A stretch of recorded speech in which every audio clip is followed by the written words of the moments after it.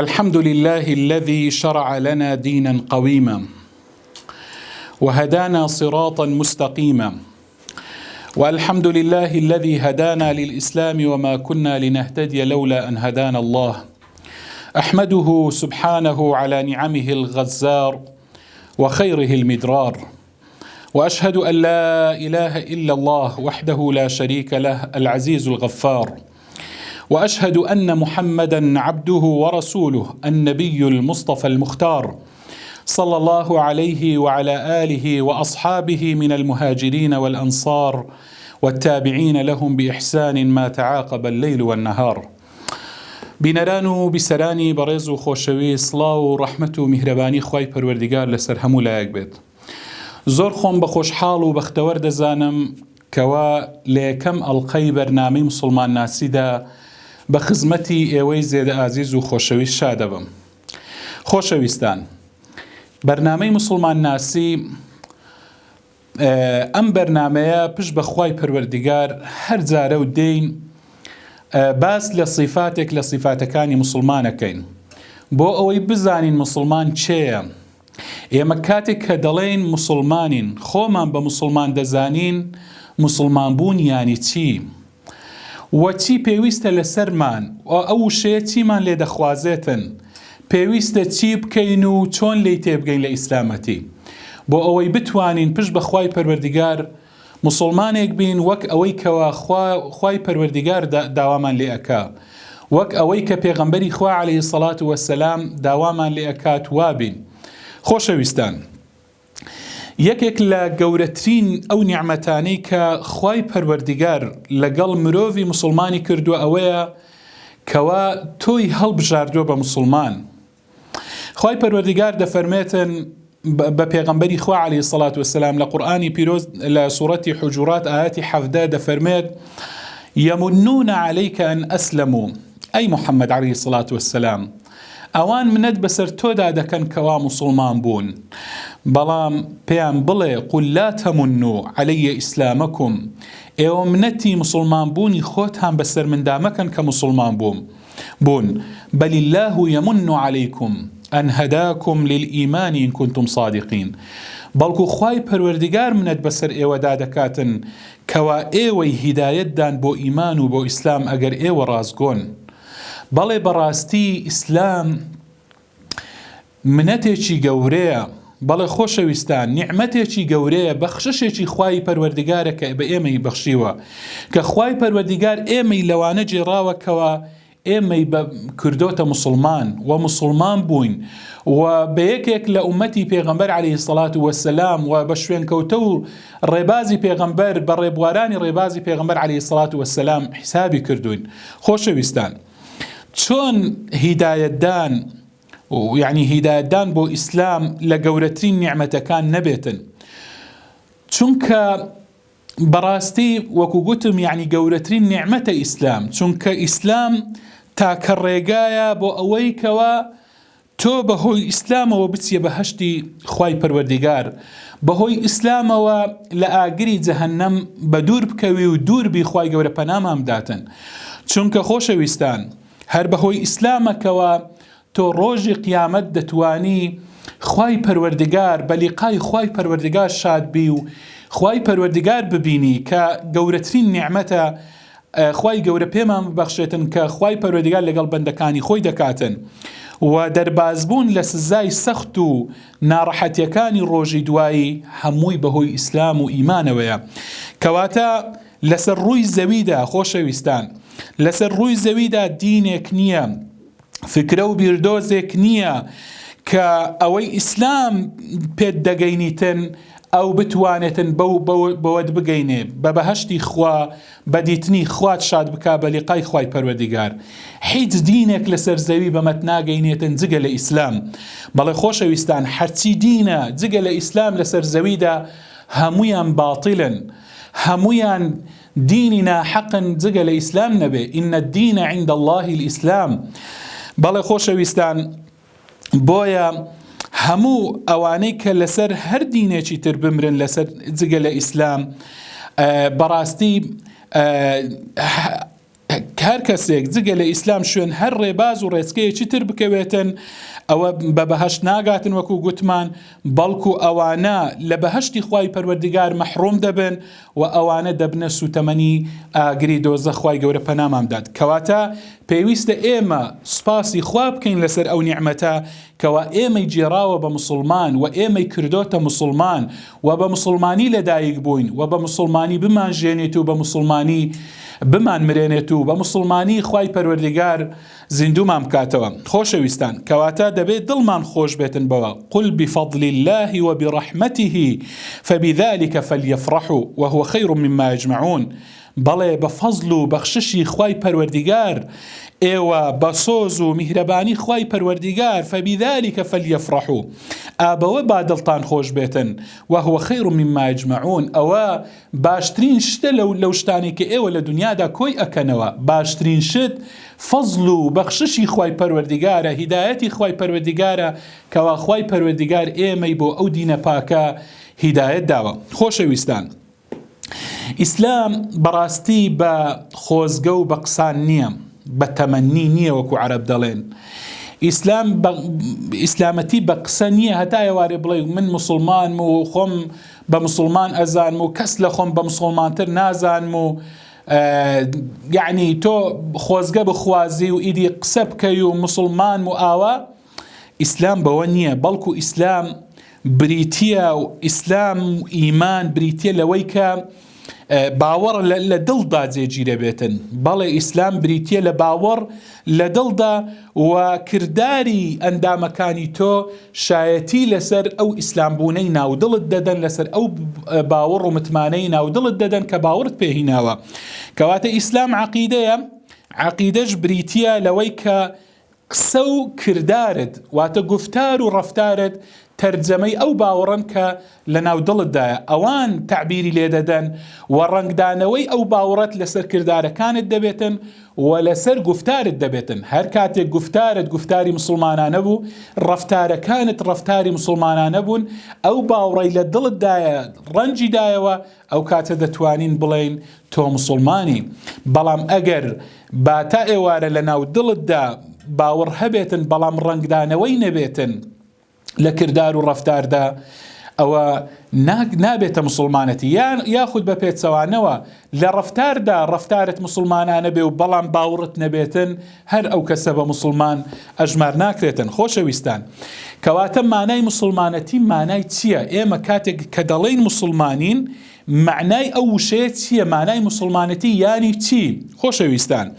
مانای مسلمانەتی ئەوەیە کەوا تۆ تەسلیم بی بۆ ئیسلام تەسلیم بی بۆ ئیسلام و بە تەوحید و یەکتاپەرستی خوای پەروەردگار ڕازی بی بە تەواوی تەسلیم ببی بەڵێ خۆشەویستان واتە غەیری خوای پەروەردگار تۆ هیچ شتێکی تر نەپەرستی غەیری خوای پەروەردگار لە هیچ شتێکی تر نەترسی ترست پەرستنت تەنها بۆ خوای پەروەردگار بیتن واتە تۆ هەر شتێک دەکەی جگە لە خوای پەروەردگار نابێ شتێکی تر بکێ هاوبەش و شەریکی خوای پەروەردگار کەواتە تەنها دوعا لە خوا دەکەی تەنها لەبەر خوای پەروەردگار دەپاڕێەوە کاتێک کە دوعا دەکەی کاتێک کە داوای خێر یان شەڕ پێگەیشتنی خێر و شەڕ تۆ دەزانی باوڕت وایە کە خێر و شەڕ تەنها لە لای خوای پەروەردگارەوەیە کەس ناتوانێتن زەررت پێ بگەینێ زیانت پێ بگەینێ ئەگەر خوای پەروەردگار ویستی لەسەر نەبێتن کەس ناتوانێتن چاکەیەکت پێ بگەینێتن ئەگەر خوای پەروەردگار ویستی لەسەر نەبێتن ئەوەیە باوەڕبوون و ئەوەیە تەسلیم بوون و ئەوەیە باوەڕبوون بە یەکتاپەرستی خوای پەروەردگار بەڵێ کەواتە مرۆڤی مسلمان خۆی دوورەگرێتن لە هەرچی جۆری شیرکە لە مرۆڤ پەرستی بێتن لە پارەپەرستی بێتن لە دنیا پەرستی بێتن لە ماڵ پەرستی بێتن لە هەر شتێک بیتن کە وای لێ بکات و لە دینی خوای پەروەردگار دووری بخاتەوە مرۆڤی مسلمان خۆی لەو شتانە بە دوورەگرێتن کەواتە هیچ شەریکێک و هیچ هاوڵێک بۆ خوای پەروەردگار بڕیار ناداتن و مرۆڤی مسلمان زۆر لەوە دوورە ئەوە خاڵی یەکەم کەواتە مرۆڤی مسلمان تەسلیمی خۆی تەسلیمی خوا دەکات و بە یەکتاپەرستی خوای پەروەردگار ڕازیە بە تایبەتی لە ئولوهیەتدا لە پەروەردگاریەت لە خوایەتیدا چونکە لەگەڵ مشرکینیش لە مەسەلەی ڕوبوبیەتدا زۆر کێشەمان نییە ئەوانیش یعنی لە مەسەلەی ڕوبوبیەتدا پەروەردگاریەتیدا باوەڕیان بەوە هەیە. خۆشەویستان خاڵێکی تر دەربارەی ئەوەی کە واتای مسلمان بوون یانی چی ئەوەیە مرۆڤی مسلمان ملکەتی خوای پەروەردگار بیتن واتە گوێڕایەڵی خوا بیتن لە تاعەت و پەرستشەکاندا واتە وەڵامی فەرمانە گوێڕایەڵ بێتن بۆ فەرمانەکانی خوا بۆ فەرمانەکانی پێغەمبەری خوا عەلەیهی سەڵات وەسسەلام. مرۆڤی مسلمان گوێڕایەڵی فەرمانەکانی خوا و پێغەمبەرە. مسلمانەتی یعنی گوێڕایەڵبوونی خوا و پێغەمبەری خوا عەلەیهی سەڵات وەسسەلام و سوورە لەسەر ئەو گوێڕایەڵیە لە گچکەترین فەرمانەوە تا گەورەترین و هەروەها لە جوانترین و باشترینەوە هەتاکو هەموو فەرمانەکانی خوا و پێغەمبەری خوا عەلەیهی سەڵات وەسسەلام جێبەجێ دەکاتن و سوورە لەسەر جێبەجێکردنیان و دەزانێتن یەکێک لە بەڵگەکانی مەحەبەت و خۆشەویستی خوا و پێغەمبەری خوا عەلەیهی سەڵات وەسسەلام بۆ بەندەکانی ئەوەیە کە فەرمانەکانی خوا و پێغەمبەری خوا جێبەجێ کاتن کەواتە مرۆڤی مسلمان دەزانێتن کە سەرفرازی مرۆڤ لە دنیا و قیامەتدا و ڕەحمەت و سۆزی خوای پەروەردگار خەیر و چاکە بەهۆی ئەوە بەسەر مرۆڤدا دەبارێتن ئەگەر گوێڕایەڵی فەرمانەکانی خوا و پێغەمبەری خوا بێتن عەلەیهی سەڵات وەسسەلام. خوای پەروەردگارە فەرمێتن وئین تطیعوه تهتدوا واتە ئەگەر گوێڕایەڵی خوابن گوێڕایەڵی فەرمانەکانی خوابن خوای گەورە هیدایەتتان دەدات خوای گەورە ڕێگای ڕاستان نیشان دەداتن ومن يطع الله ورسوله ويخشى الله ويتقه فأولئك هم الفائزون. بەڵێ مرۆڤی مسلمان باش ئەوە دەزانێتن ئەگەر گوێڕایەڵی خوا و پێغەمبەری خوا بکاتن و لە خوا بترسێتن و هەروەها تەقوا و پارێزگاری هەبێتن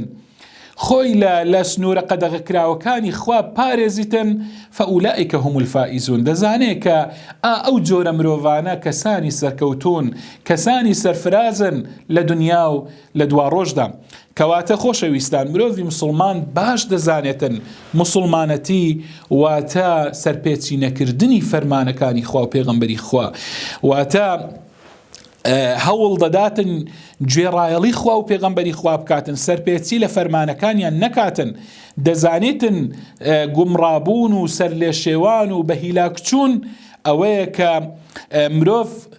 بەڕاستی سەرپێچی فەرمانی خوا بکاتن ئەو کاتە گومڕا دەبێت سەر لێ شێواو دەبێتن دەزانێ تووشی خەسارەتمەندی دنیا و قیامەت دەبێتن ومن يعص الله ورسوله فقد ضل ضلالا مبينا. بەڵێ ئەوەی سەرپێچی بکاتن لە فەرمانی خوا و پێغەمبەرەکەی عەلەیهی سەڵات وەسسەلام ئەوە ئیتر بە ئاشکرا گومڕا و سەر لێ شێواوە فقد ضل ضلالا مبينا. بەڵێ بێگومانە و کەسە سەر لێ شێواوێکی ئاشکرایە. كواتا دزانيتن فليحذر الذين يخالفون عن أمره أن تصيبهم فتنة أو يصيبهم عذاب أليم. بابترسن بل بابترسن أواني كسر بيتي لفرماني خوادكن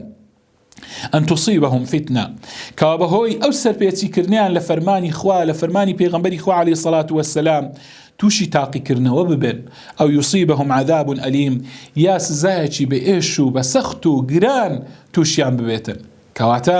مرۆڤی مسلمان هەموو ئەو شتانە دەزانێتن بۆیە هەوڵ دەداتن گوێڕایەڵ بێت بۆیە هەوڵ دەدات ملکەتی فەرمانەکانی خوای پەروەردگار بێتن سەرپێچی لە فەرمانەکانی خوا ناکاتن هەمیشە گوێڕایەڵە بۆ فەرمانەکانی خوا و پێغەمبەری خوا عەلەیهی سەڵات وەسسەلام. خۆشەویستان ئەمە مانای مسلمانەتی بوو بەڵام کاتێک ئێمە دەڵێین مسلمانین باشە ئەو وشەیە چیمان داوا لێ دەکاتن یانی چی یعنی مانامان زانی ئێستا مانای مسلمانەتی واتە گوێڕایەڵ بوون بۆ فەرمانەکانی خوا واتە تەسلیم بوون بۆ خوایەتی خوا و شەریکدانەنان واتە هاوبەشدانەنان بۆ خوای پەروەردگار. وگوتمان یعنی گوێڕایەڵبوونی فەرمانی خوا و سەرپێچی نەکردن لە فەرمانەکانی خوا. باشە ئەی وشەی ئیسلام چیمان داوا لێ دەکاتن کاتێک کە دەڵێن مسلمانی پێویستیەکانی چنە؟ خۆشەویستان، پێویستیەکانی مسلمانەتی، پێویستیەکانی ئیسلام چەند خاڵێکن زۆر بە کورتی لەبەرەوەی دەرفەتمان نییە بە کورتی پێتان دەڵێم خۆشەویستان. بریتە لەوەی پێویستیەکانی ئیسلام ئەوەیە کە تۆ یەکەم شت نوێژەکانت بە دروستی بکەی، پارێزگاری لە نوێژەکانت بکەی. ئینشاڵڵا لە ئەڵقەی داهاتوو باسی نوێژ دەکەین، باسی خوشوعی نوێژ دەکەین. اینجا تۆ سووربی لەسەر ئەوەی کە ماڵی خۆت پاک بکەیەوە لە پیسی و ژەنگوژار و گوناه بە زەکات. زەکات لە ماڵی خۆت بدەی، حەجی ماڵی خوا بکەی. ئەگەر ڕێگری نەبێتن، ئەگەر لەسرت واجب بێتن، ئەگەر توانای تەندروستی و داراییت هەبێتن، هەوڵ بدەی حەج بکەی. بەڵێ حەجکردن، مانجی ڕەمەزان بەڕۆژی بوون، نوێشکردن، ئەمانە هەموو پێویستیەکانی ئیسلامن، پێویستی وشەی ئیسلامن. کاتێک کە تۆ ئەرکانەکانی ئیسلام کە 5 ڕوکنمان هەیە ئەوانە هەمویان دوای وشەی شەهادە ئەوانە یەک پێویستیەکانی ئیسلامن، پێویستە جێبەجێیان بکەین. اینجا خۆشەویستان، پێویستە یەکێکتر لە پێویستیەکانی پێویستە مرۆڤی مسلمان خۆی لە گوناه، لە تاوان، لە مەعسیەت بپارێزیتن، هەوڵداتن هەرچی گوناه و تاوانە وەکو تازش باسمان کرد، یعنی قەدەغە سنوورە قەدەغە کراوەکانی خوای پەروەردگار نەشچێنیتن. چونکە بەڕاستی کاتێک کە ئینسان سەرپێچی فەرمانی خوای گەورە بکاتن، مەترسی زۆرەکەوە مرۆڤی مسلمان بە هیلاک بچێتن. اینجا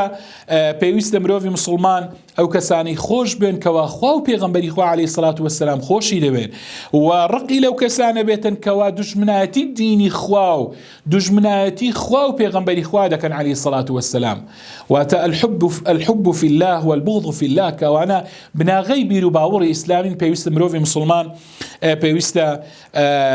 ئەو کەسانی خۆش بن کە دینی خوا سەردەخەن و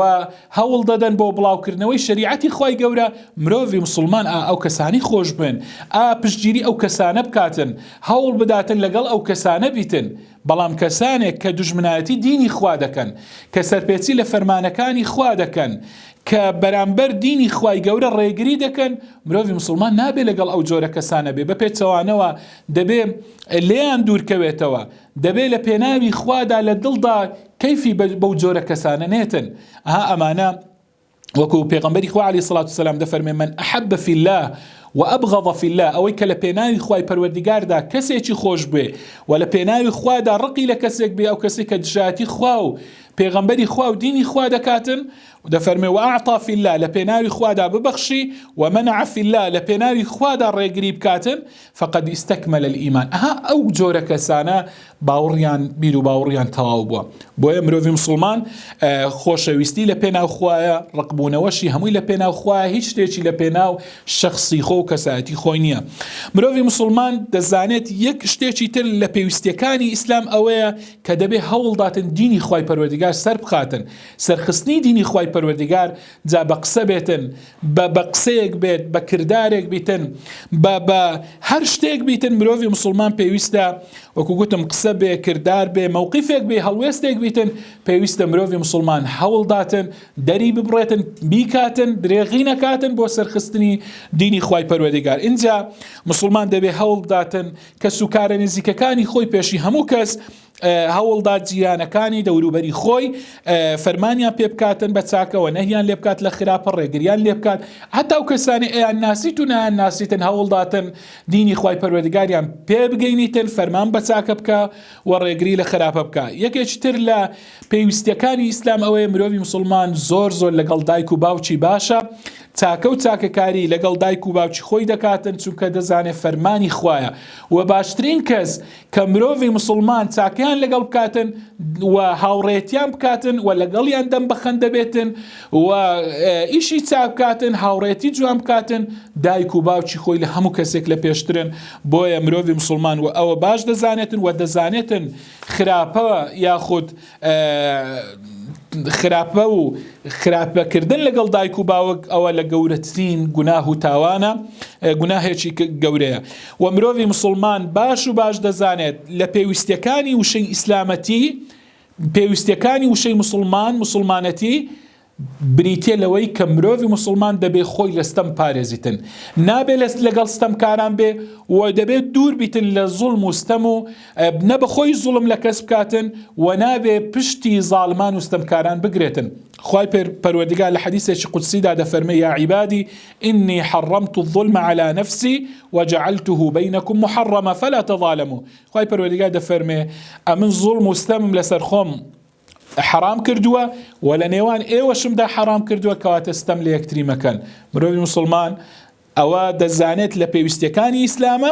بۆیە هەوڵ دەداتن خۆی لێ دوور بگرێتن، نەستەم دەکا و نەپشتگیری ستەم و ستەمکاران دەکاتن و هەمیشە کەسێکی ئاشتی خواز و کەسێکە حەزی بە عەدالەتە دوورە لە ستەم و ستەمکاری. اینجا زۆر شتی تر هەیە، زۆر خاڵی تر هەیە کە لە پێویستیەکانی وشەی مسلمانەتین وەکو ئەخلاقی جوان وەکو ڕازگۆیی، خۆ بەکەم زانین، اینجا وەکو دەڵێن ئەخلاقی جوان بێتن لەگەڵ دەوروبەری خۆی، دڵی خاوێن بیتن، خۆی دوور دەگرێت لە درۆ، لە کیبر، لە خراپ هەڵسوکەوتکردن. ئەمانە هەمویان ئینشاءڵڵا لە ئەڵقەکانی داهاتوودا خاڵ بە خاڵ دەینە سەریان صفاتی مرۆڤی مسلمان چێیە و مرۆڤی مسلمان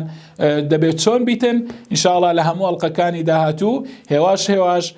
ئاشنا دەبین بەوەی کە مسلمان چێیە و لە مسلمان ناسیدا باشتر خۆمان و وشەی ئیسلام و مسلمانەتی پێ ئاشنا دەبین. تاڵقەیەکی تر و ڕۆژێکی تر بە خزمەتتان شادەمەوە لێرەدا بەخوای گەورە و باڵەدەستان دەسپێرم. خواتان لەگەڵ، وەسسەلامو عەلەیکم وەڕەحمەتوڵڵاهی وەبەڕەکاتوه.